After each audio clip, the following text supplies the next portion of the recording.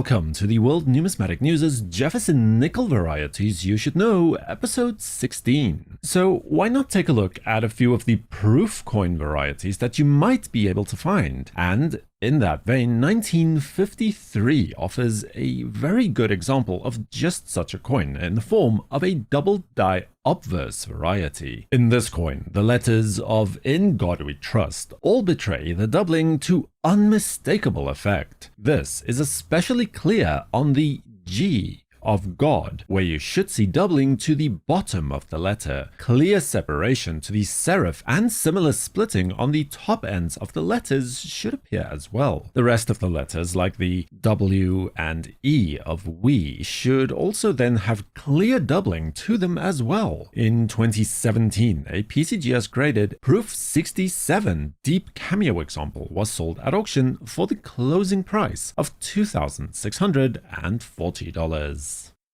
Moving on to the proof issue of 1957 from there, we discover a quadruple die Obverse variety. Now, this is a slightly odd one, as for the most part, the doubling is seen as no more than additional thickness to the letters of "In God We Trust," "Liberty," the star, and the date. However, there are also a few more definitive identifiers that you can also look out for, the best of which should be clear notching on the bottom serifs of the letters of Liberty. Pay particular attention in this respect to the last few letters of R, T, and Y. The star should also have separation lines to the points that remain parallel towards the rim of the coin. By far though, the date is the place where you should ideally be able to see the doubling to its most dramatic effect on this particular coin. Look here towards the flag as well as the bottom left part of the base of the number 1 to see very clear doubling. 2017 saw the auction of a PCGS graded Proof 67 example of this variety coin that sold for $312.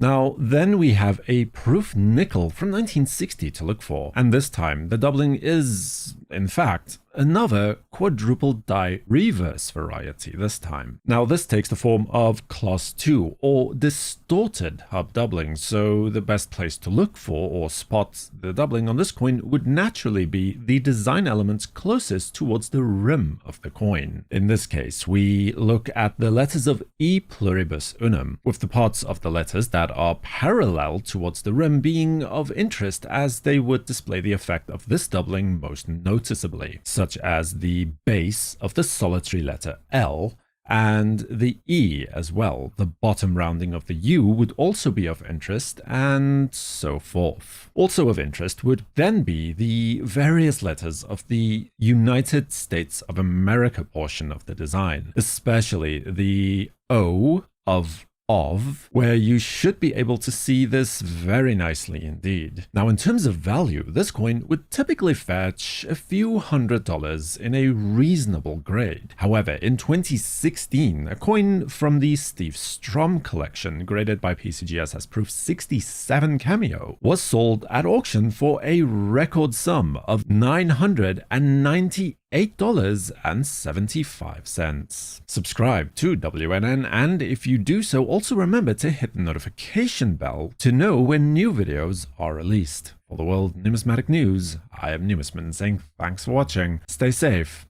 keep collecting, and have a fantastic day.